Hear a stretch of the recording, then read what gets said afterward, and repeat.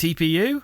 Absolutely not. And worse, I guarantee you, your printer won't be able to print this stuff. Mine will, but yours won't. Let's go. This video is sponsored by Sunloo, and I will be showing you more about their new filament dryer later on. PCL, aka polycaprolactone, is a biodegradable, really? Apparently so, polyester that, I won't bore you with the details. It's a plastic with a really low melting point. By really low, I mean 60 degrees Celsius. So that's the temperature of hot tap water. This, in this bag here, is PCL, in its raw form. Do not mistake it for rice. That does not end well. It's really fun stuff. It's sold as a craft material, and you can just stick it in warm water and make just about anything you want out of it, if you have any talent. I do not have talent, so I make poo shapes. Where were we? Oh yes, you can't print it because it's beads, but even if you buy it on a reel like this, you can't print it. This stuff on this reel is actually intended to be printed. It's called Facilan, and it's intended for medical purposes. I don't know if it really caught on though, because it's normally about £70 a reel, and I got it for 10. Some people apparently use PCL to fill their teeth. I do not recommend using PCL to fill your teeth. So why do we want to use it for 3D printing in the first place? Well, I don't know. I just saw it cheap and thought I'd buy it for a laugh. This is a 3D pen. I know you thought it was a dolphin for a moment there, but no, it is in fact a 3D pen. While most 3D pens use PLA or ABS, because of course you've got to have little Johnny huffing ABS fumes while he hunches over his next masterpiece, right?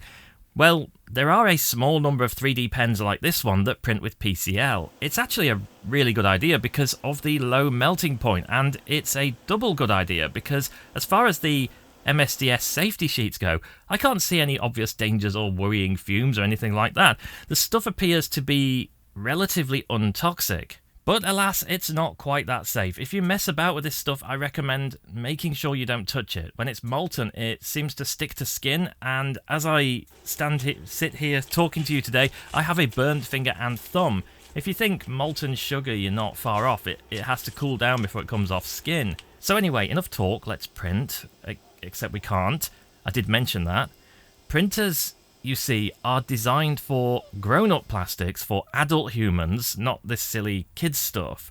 If you try to print at 80C or thereabouts on your 3D printer, your 3D printer will laugh in your face and refuse completely to do it. This is where open source comes in handy because we can take the matter into our own hands and we can tell the printer to ignore this.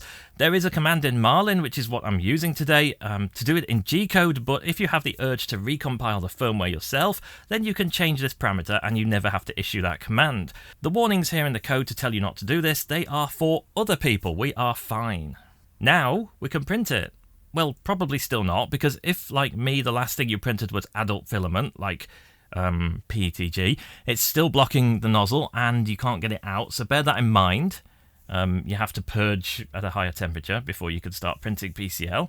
I tried a few hot end and bed temperatures with this stuff, and aside from messing up retract distance and other assorted dumb things, eventually I managed to tune this thing in. I want to say that most of the settings required are the same as TPU, but really it's just the speeds are the same as TPU. The retraction settings are in around the 0.5 mm region, which is the same as PLA really on direct drive. This is an all-metal heat break. Even when tuned properly, the stuff seems to be a bit gnarly though at times, so I thought it'd be worth drying it, and that sounds like a segue, doesn't it? This is the Sunloo S4 that I am showing you right now, and it's new. It's better than new. It's not even out yet. It's on Kickstarter, which is why Sunloo asked me to tell you about it. Oh, and it can go up to 70 degrees C and even as low as 35 C, which is probably the temperature you want for drying PCL, I guess. It's a complete guess. There's no documentation around this. The Sunloo Filler Dryer S4 is different. If you have a filament dryer already, then you'll know that they are an indispensable part of your 3D printing setup, but you'll also know that they're slow to heat up and they take ages to get to temperature, and this makes drying filament seem like a tedious activity. But look, I have an infrared camera, so let's see this thing doing its thing. What shocked me most here is how quickly the cycled air gets hot and how much airflow there is in there. This dryer is not passive about heating, And that just means the hot air gets all over the reel rather than just seeping up from below or heating the reel on one side only. As you've probably figured out by now, it takes 4 reels at once, but it can dispense from all 4 at once, and it can dispense from the sides or the lid. So you can feed multiple printers from it if you want. And also, finally, check this out. Wet silica gel, dry silica gel. You can put this in, wait a while, and recharge it in the dryer. It also has 2 operating modes. One of them is to dry and the other one is to maintain the humidity inside. So it can not only dry your filament, but it can keep it dry without having to be on all the time. You can just leave it and it will do its thing. Dumping a load of silica sachets in means also it has to do this less often and put less energy into it because the silica acts as a buffer. I've put links in below to the Kickstarter and you can check them out. I appreciate Sunloo sponsoring the vid and also giving me the chance to try this thing and show you it. I forgot to mention I bought this bag of like 9,000 tiny samples. I can't actually believe I bought samples. These are meant for 3D pen, of course, but they do work. You can print them on the 3D robot pen. The weirdest thing when printing PCL, hopefully you can see it here, I've got some good footage, even though it's really hard to film. It extrudes completely transparent, so it constantly looks like the print is failing, but it's not, it's just clear when it comes out. I want to have a quick look at the problems we do have with printing PCL, or the ones I've noticed.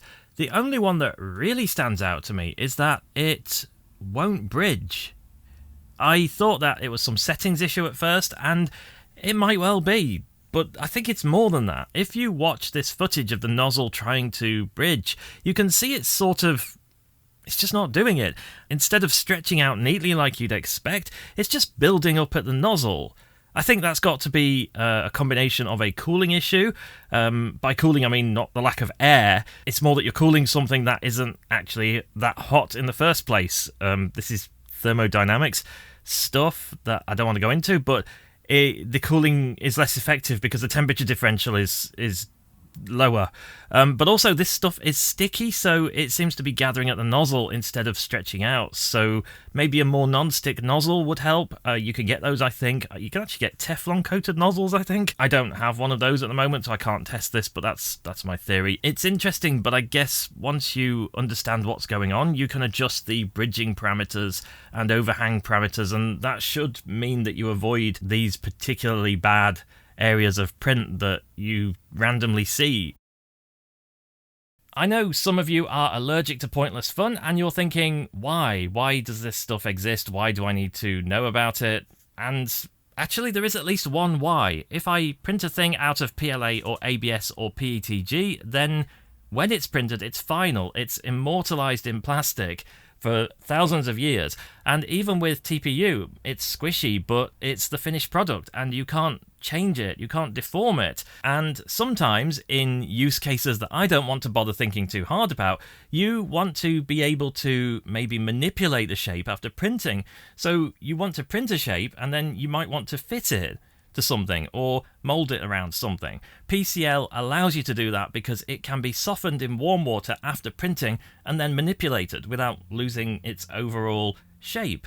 So there's your use case right there, at least one use case. It's also, don't quote me on this because it's really hard to find information, but it's also kind of safe as a material. It's intended for use in orthotics, which is a word, so the implication there is that it's fine around body parts. Some of the stuff they do with it is very body parts oriented.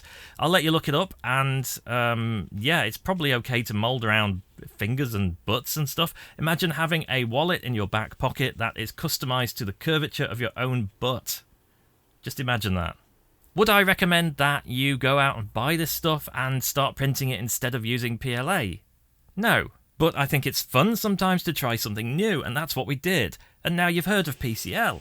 If you did like this, I can do more of this. There are some really weird filaments out there, weirder than this one. If you know what this stuff is, then leave a comment. I bet nobody does. Nobody's going to get this. I don't think even I would get it. I keep forgetting I have this stuff. Anyway, that's enough, I think. I will see you next time. I'm off to boil some of this rice. Thank you for watching.